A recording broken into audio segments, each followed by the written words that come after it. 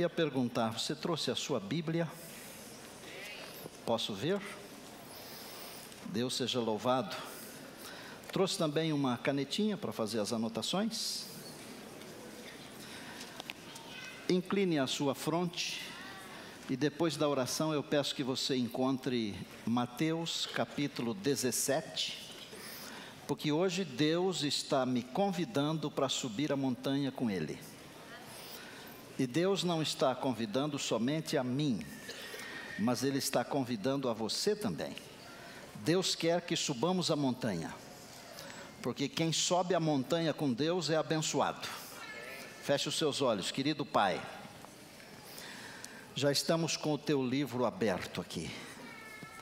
Nós não queremos ouvir as palavras humanas, mas as palavras de Deus, vindas diretamente do trono, movidas pelo Deus Espírito Santo, para que o nome de Jesus, o Deus Salvador, seja engrandecido, honrado e louvado.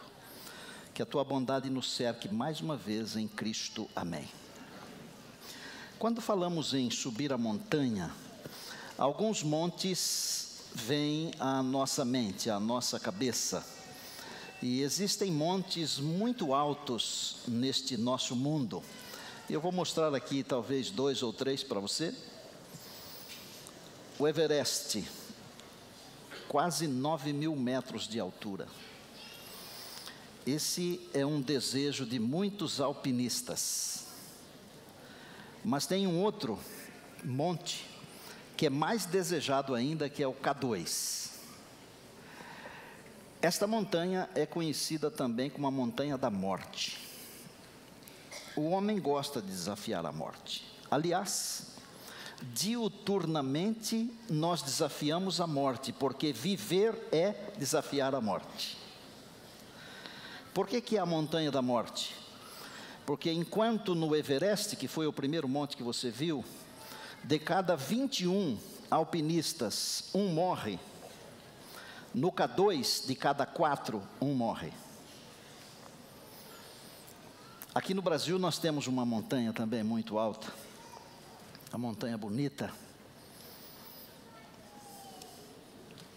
Há muitas montanhas lindas aqui no Brasil, mas eu não vou falar das montanhas brasileiras, nem das montanhas do Nepal, nem do Paquistão, nem da China. Eu quero falar de um outro monte, onde Deus está convidando a minha congregação para subir hoje. Onde Deus está convidando você para subir hoje. Há alguns montes na Bíblia que são muito famosos. Por exemplo, Ararat, onde a arca pousou. O Sinai, onde Moisés recebeu as tábuas da lei. Horebe, o monte de Deus. O Calvário, onde Jesus deu a sua vida.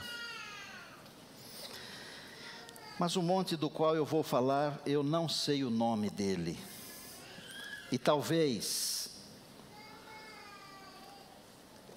Deus tenha omitido aqui no livro santo esse nome, por alguma razão especial. Esta é uma das perguntas que eu quero fazer a Jesus na eternidade. Porque o que está escrito aqui em Mateus 17, ele poderia ter sido num monte qualquer. Acompanhe comigo.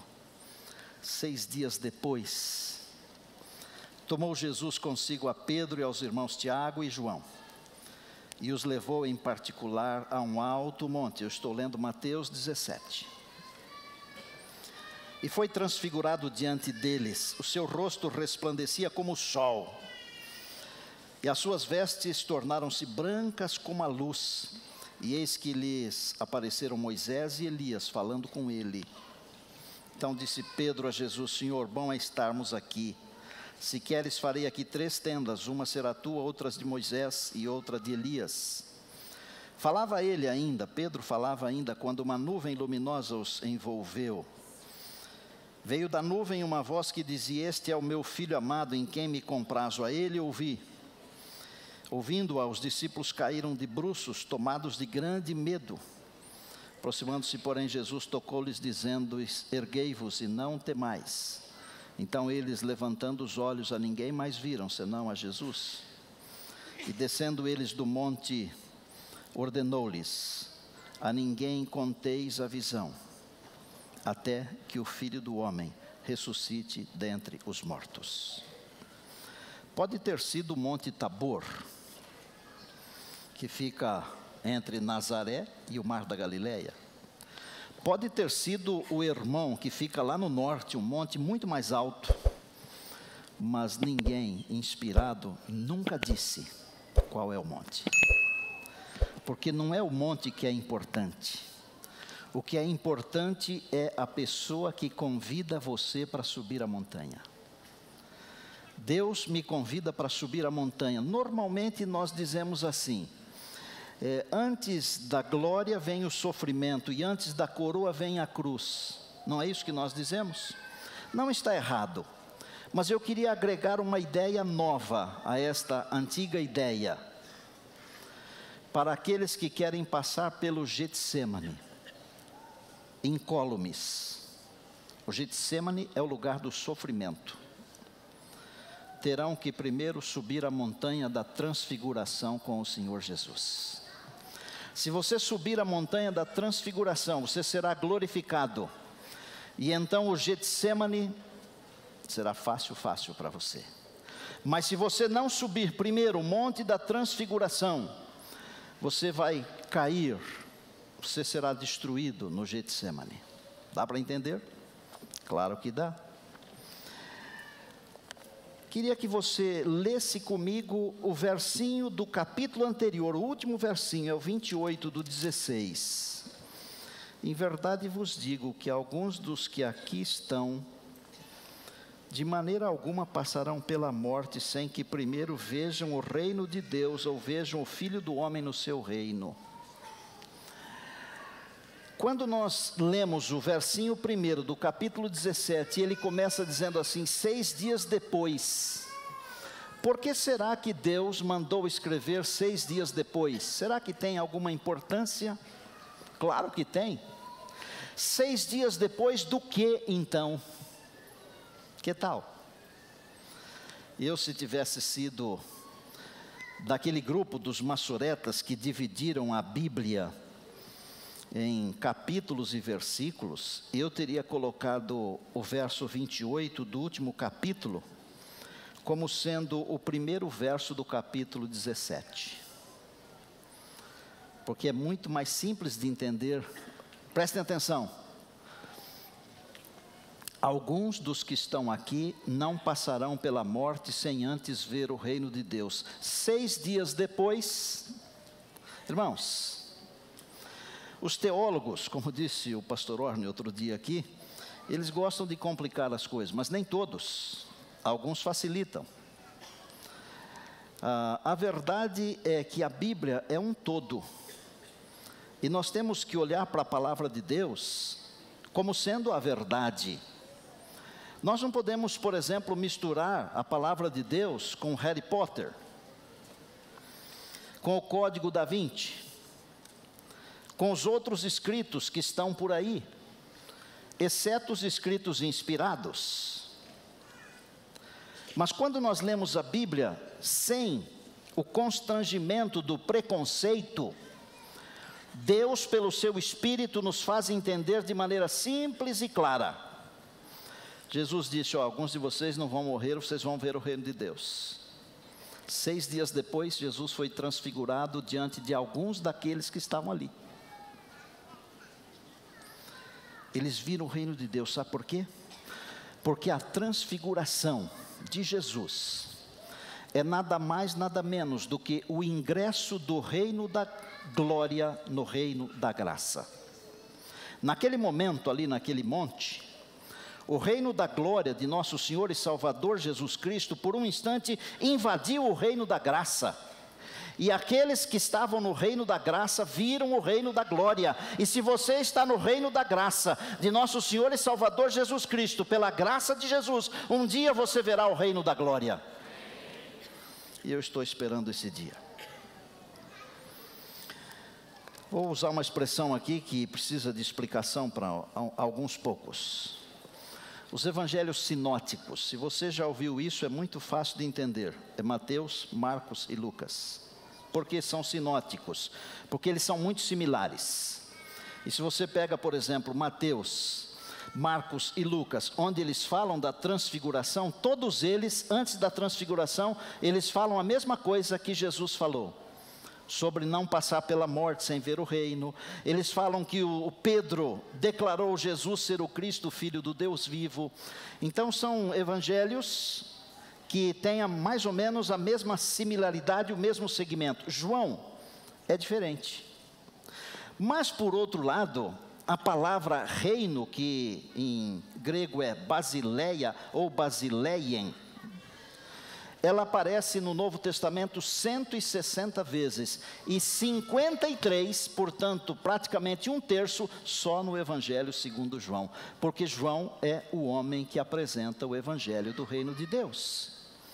E ele bateu nessa tecla aqui, de que Jesus falou assim, vocês vão ver o reino. Irmãos, nós estamos vivendo num mundo que ficou difícil de nós contemplarmos a parte da glória do reino de Deus. Porque o nosso mundo é cheio de misérias, de mazelas, de sofrimentos. Haja vista estas catástrofes que têm acontecido. Mas, se nós vivemos com fidelidade no reino da glória, porque o reino de Deus, ele se manifesta em duas dimensões, graça e glória. Se nós vivermos com fidelidade no reino da graça, haveremos de viver também no reino da glória. Agora, uma coisa deixou assim a minha mente um pouco conturbada, e eu tive que pesquisar muito para descobrir algumas coisas. Mateus, Marcos e Lucas, eles não estiveram no Monte da Transfiguração, e os três contam a história da transfiguração. João esteve, mas não conta a história. Pedro esteve, mas não conta a história. Tiago esteve, mas não conta a história. Não é impressionante isso? Embora eles não contem a história, os três mencionam o fato, pelo menos de passagem. Querem ver? João capítulo 1, verso 14. Vamos comigo pela palavra, navegando na palavra de Deus. João 1, 14. João diz assim, veja se não tem tudo a ver com a transfiguração. E o verbo se fez carne e habitou entre nós, cheio de graça e de verdade. E vimos a sua, o que é que vimos? A sua glória, como a glória do unigênito do Pai. Precisa maior declaração do que esta? Nós vimos a sua glória. Alguns não passarão pela morte sem que antes vejam a glória. Nós vimos a glória. Que privilégio de João. Nós vimos a glória de Deus. E o que é que Pedro fala na sua segunda carta, no capítulo 1? Vamos comigo? 2 Pedro, capítulo 1, Pedro faz uma declaração impressionante, amados, mas impressionante. É uma coisa linda. Eu começo a ler o verso 16. Não vos demos a conhecer o poder e a vinda de nosso Senhor Jesus Cristo, seguindo fábulas. E eu mencionei agora há pouco algumas fábulas, está certo? Não podemos misturar as fábulas com a palavra. Às vezes, lemos um livro de romance, e nós achamos que o romance é a palavra, mas a palavra vem antes do romance. A palavra é a base. Não vos demos a conhecer alguma coisa de fábula, que foi engenhosamente inventada, mas nós mesmos fomos testemunhas oculares da sua majestade, pois ele recebeu da parte de Deus Pai honra e glória, quando pela glória excelsa lhe foi enviada a seguinte voz: este é o meu Filho amado, em quem me comprazo. Lemos na Bíblia agora há pouquinho que na transfiguração, do meio da nuvem, Deus falou: este é o meu Filho amado, em quem me comprazo a ele ouvir. Lemos. Pedro está fazendo menção a este momento. Ora, esta voz vinda do céu, 18, nós a ouvimos quando estávamos com ele no Monte Santo. Quer alguma coisa mais clara do que isso? Só se for o sol ao meio-dia, quando não tem nenhuma nuvem no céu. Mas e Tiago? Eu tive que ler algumas vezes o livro inteiro, a carta inteira de Tiago, para ver se ele falava alguma coisa. E se você ler apressadamente, não vai descobrir. Agora, a obrigação de descobrir não é sua, é do seu pastor, que vive para isso. E sabia que Tiago faz uma declaração, e eu percebi que essa declaração, ela tem como arcabouço, como estrutura, como fundamento, aquele momento da transfiguração. Volte umas poucas páginas atrás, Tiago. Poucas páginas, capítulo 2, verso 1. Meus irmãos, não tenhais a fé em nosso Senhor Jesus Cristo, Senhor da glória. Nem precisa ler o resto. Para Tiago, quem é o Senhor Jesus Cristo? É o Senhor da glória. Mas de onde Tiago tirou isso aqui? Ele estava lá no monte, ele viu a glória do Senhor. Amados, eu tenho aqui em meu coração a expectativa plena de que aqueles que sobem o monte com Jesus, eles passam pelo Getsemane e são vitoriosos. Por isso hoje o Senhor está convidando você para subir a montanha da transfiguração com Ele. Você lembra quais foram os 3 discípulos que Jesus levou junto no Getsemane quando Ele foi orar e sofrer na última noite em que Ele viveu como homem aqui na terra? Lembra-se? Quem foram? Pedro, Tiago e João. Quais foram os que subiram com Ele no Monte da Transfiguração? Pedro, Tiago e João. Se você quer passar pelo Getsemane e sair vitorioso, você tem que subir no Monte da Transfiguração. E é por isso que o Senhor Jesus está convidando você para subir. Porque quem sobe no Monte da Transfiguração consegue passar tranquilamente pelo Getsemane, o jardim da dor e do sofrimento. Será que nós não estamos vivendo um Getsemane no nosso país? Não falem de política, por favor. Estamos ou não estamos vivendo um Getsemane terrível? É terrível. Não se sabe mais em quem confiar. E eu tenho orado para ser um homem de caráter, para que o meu povo possa confiar em mim, quando prego a palavra de Deus. Mas eu não tenho exemplos. Eu olho para as instituições, elas estão falidas. Sabem o que eu faço? Eu subo o Monte da Transfiguração para poder passar pelo Getsemane tranquilamente. Suba o Monte da Transfiguração. Deus vai sustentar você. Vamos dar uma olhada rápida aqui no Mateus 17. Já falei sobre os 6 dias depois daquela declaração de Jesus. Ele levou Pedro, Tiago e João, já falei. Ele foi transfigurado, isto é, ele foi modificado. E esse transfigurado em glória, o interessante é que Moisés subiu o monte e desceu do monte glorificado. A glória de Deus estava no seu rosto. É impressionante isso aí. Mas mais impressionante ainda é quando nós percebemos que Daniel, que não subiu o monte, que não estava no monte, ele viu o Senhor Jesus glorificado. Capítulo 10 do seu livro de Daniel. O rosto dele era como o sol. A mesmíssima expressão usada aqui no Evangelho segundo João. Se você vai lá para o Apocalipse, quando João vê o Cordeiro de Deus andando no meio dos candeeiros, ele tinha o seu rosto brilhante como o sol. É a mesma figura, amados, porque a Bíblia, ela é um todo. Por que apareceram Moisés e Elias? Será que não poderia ter aparecido um outro, ou não poderiam ter aparecido outros? Deus ele não faz nada por acaso. O acaso não é de Deus, pode ser do inimigo, mas de Deus não é. Deus faz todas as coisas bem feitinhas. É como uma mulher que sabe fazer renda, e ela vai deixando as pontinhas para depois fazer o acabamento. Deus é um rendeiro, Ele sabe fazer o acabamento. Porque Moisés, ele também sofreu no monte, como Jesus. Por que Elias? Porque Elias também sofreu no monte, como Jesus. Mas mais do que isto, Moisés viu a glória de Deus no monte.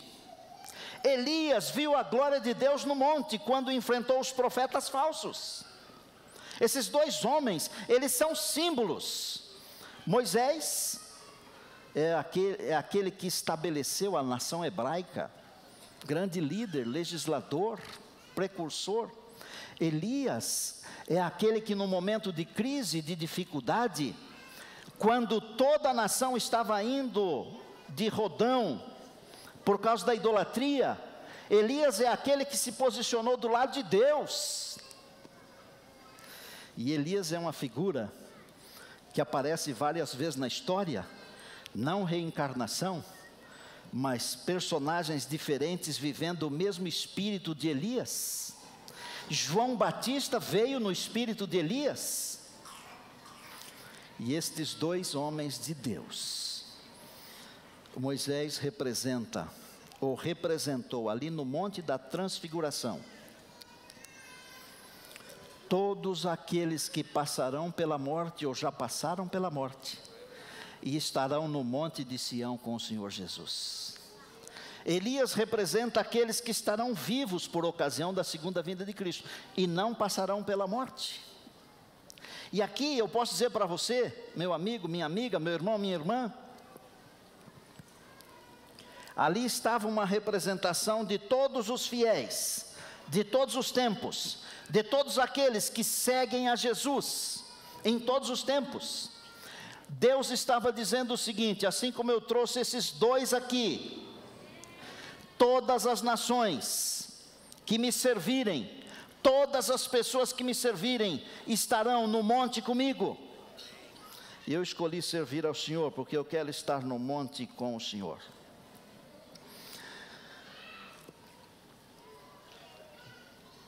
A transfiguração é nada mais, nada menos do que uma miniatura do reino de Deus. E eu falei há pouco que a transfiguração foi um momento especial, quando o reino da glória invadiu o reino da graça. Escute essa agora. Um dia desses que não está muito longe do dia de hoje, o reino da graça será invadido para todo sempre pelo reino da glória. Agora, Pedro falou assim: é muito bom estarmos aqui, vou fazer 3 cabanas. Sabe por que Pedro falou isso? Porque Pedro não queria enfrentar a cruz. Jesus havia dito 6 dias antes: eu vou para Jerusalém para morrer. Agora Pedro diz assim: Senhor, vou traduzir numa linguagem bem prática: Senhor, não precisamos ir para Jerusalém, o Senhor não precisa morrer. Eu vou fazer 3 cabanas aqui, uma para o Senhor, outra para Moisés e outra para Elias. Às vezes nós somos iguaizinhos a Pedro, nós não queremos passar pelo Calvário, nós queremos tirar os pedaços difíceis. Mas os pedaços difíceis, eles também fazem parte do nosso aprendizado, do nosso processo de salvação. Enfrente os momentos difíceis. Não construa uma tenda para não enfrentar os momentos difíceis. Eles vão ajudar você. Outra coisa interessante aqui nesse texto é que Moisés e Elias falavam com Jesus. Que língua será que eles falavam? Já pensou nisso? Talvez eles falassem a língua que fala no céu, porque os dois já estavam lá no céu naquela ocasião. E Jesus é aquele que veio do céu. Pode ser que estivessem falando a língua que se falava naqueles dias. Pode ser, mas ninguém sabe. Agora, quando Deus falou, os discípulos entenderam na sua própria língua: este é o meu filho amado em quem eu tenho prazer. Moisés e Elias são símbolos, são ícones da história do povo de Deus.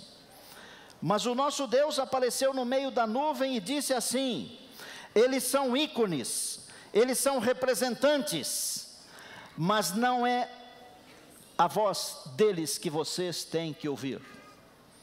É o meu filho amado, em quem eu tenho prazer, é ele que vocês têm que ouvir. E eu falo isso agora aqui para você, minha congregação, meninos e meninas do meu coração. É a voz de Deus que eu tenho que ouvir.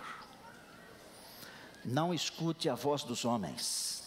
Eles podem ser ícones, mas os homens são falíveis. E embora Moisés e Elias estivessem no monte com Jesus, Moisés antes foi falível, não foi? Pecou, por isso não entrou na terra prometida. Elias fugiu de medo de Jezabel. Mas o nosso Deus, Ele apaga os nossos erros e as nossas deficiências, e Ele nos leva para o monte, Ele nos glorifica, Ele nos dá a vida imortal. Aleluia, louvado seja Deus. Vocês têm que ouvir: é o meu filho. Ouçam o meu filho, é a voz dele que tem poder. Quantas vezes Deus falou do céu? Algumas vezes. Pelo menos 2 vezes Deus identificou Jesus como seu filho amado em quem ele tem prazer. Pelo menos 2 vezes. Uma outra vez Deus falou para o seu filho: eu já te glorifiquei e ainda o glorificarei. Nós não estivemos lá para ouvir Deus falando. Deve ser uma coisa impressionante quando Deus fala, não é? Assim como é impressionante quando Deus fala pelo Espírito Santo ao seu coração, à sua mente, como muda a vida da gente. Louvado seja o nosso Deus. Jesus chegou perto deles, que quase desmaiaram, tocou neles e disse: levantem-se, não contem nada a ninguém. Já parou para pensar, por que será que Jesus disse: não contem nada a ninguém? Eu vou tirar aqui uma conclusão bem simples. Que tipo de Messias o povo de Israel esperava? Um Messias sofredor que morreria numa cruz? Não. Eles esperavam um Messias poderoso que os libertasse do jugo romano. Era isso que eles esperavam. Agora imaginem, muitos ali no meio queriam isso. Agora, os discípulos viram a glória, o poder. Eles não podiam sair contando isso, porque senão a cabeça do povo, que já estava toda abilolada, ficaria pior ainda.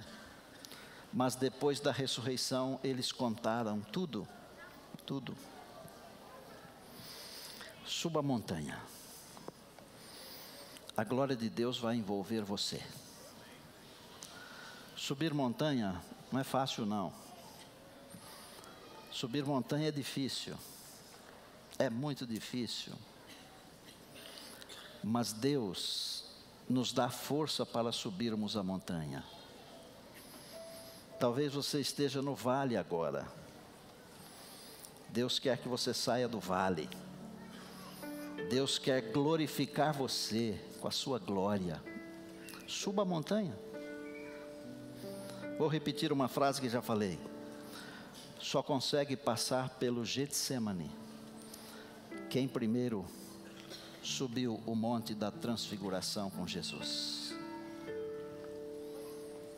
No entardecer daquele dia, toda a canseira de um dia inteiro, eles começaram a subir.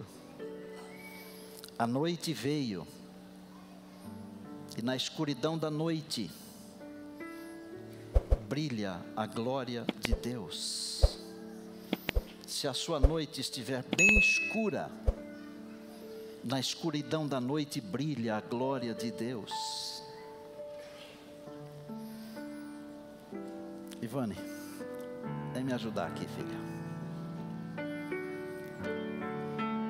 Queria fazer um desafio hoje, que não é para todos. Pode ser que seja para 1 ou 2 ou 3 que estão precisando receber um pouquinho dessa glória de Deus, para poderem chegar ao topo da montanha. Quem sobe a montanha enxerga ao longe. Quem sobe a montanha pode respirar o ar puro.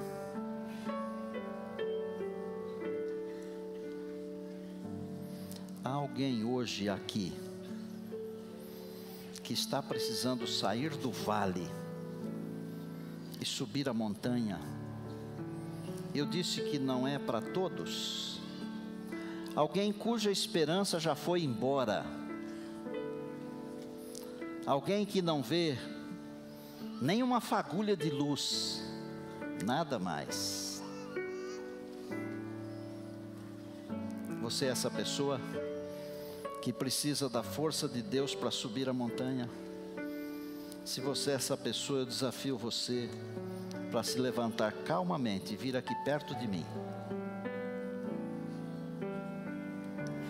Pode vir aqui. Vem aqui. Hoje Jesus está me convidando para subir a montanha. Enquanto a Ivane canta, você vem aqui, mas não é para todos, eu repito. Só se o Espírito de Deus estiver falando ao seu coração. Quando eu chorei e as lágrimas caíram, o coração pesado se tornou. Fiquei ali sozinha no silêncio.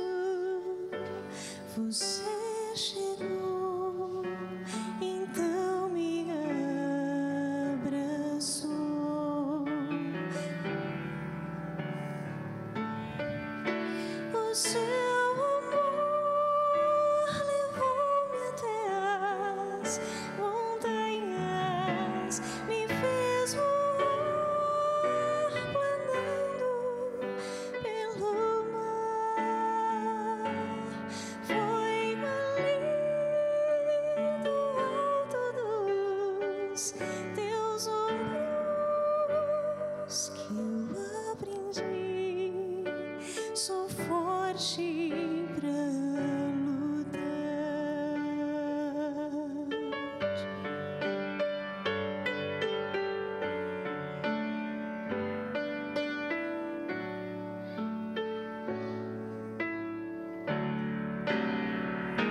No mundo aqui, a luta continua.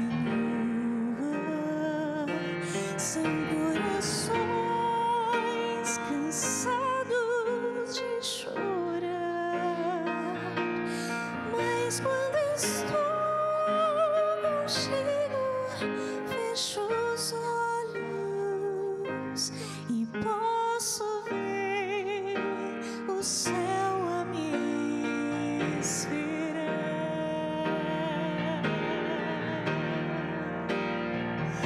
O teu amor levou-me até as montanhas, me fez voar planando pelo mar.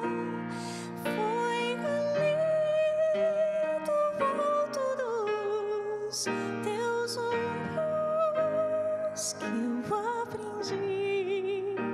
Sou forte pra lutar. O seu amor levou-me até as montanhas, me fez voar bem alto sobre o mar. Foi ali do alto dos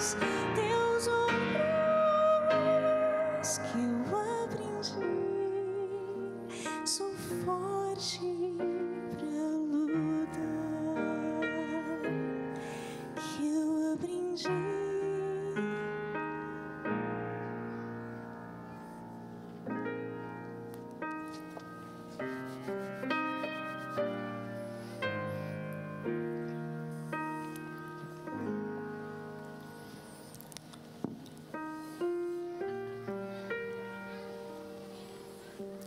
Todos nós temos que enfrentar o Getsemane. Não dá para ir para a eternidade sem passar por lá. Às vezes as pessoas olham para a gente e dizem assim: puxa, você nunca teve nenhum problema, que você está sempre rindo, feliz, não é? É um engano. Que nós também temos os nossos Getsemanes. Marinha, vem aqui perto de mim um pouquinho.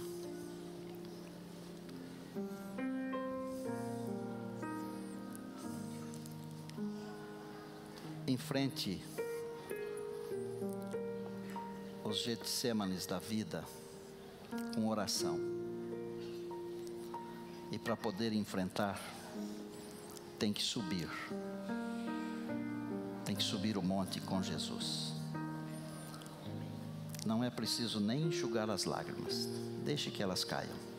Elas fazem parte da nossa vida aqui.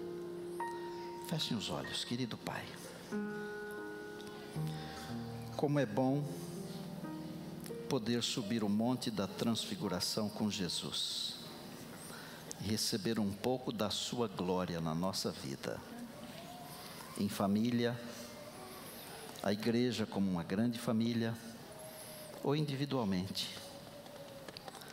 Pai, não é preciso nos livrar do nosso Getsemane, mas leva-nos para a transfiguração primeiro, porque depois nós queremos ser glorificados e queremos estar juntos com Jesus no monte de Sião.